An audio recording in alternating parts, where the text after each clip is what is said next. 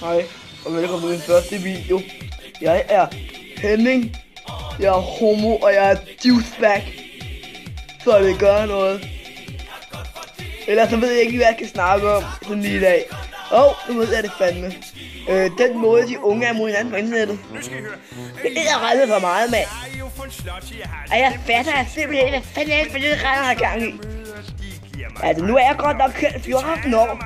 Jeg render kraftigt og kommer ikke og skriver til alle mulige, at de er nogle røvhuller, bare fordi at de skriver en kommentar med en stavefejl. Eller at de ikke kan lide den video, han laver, vel? Altså, det er rettet her meget.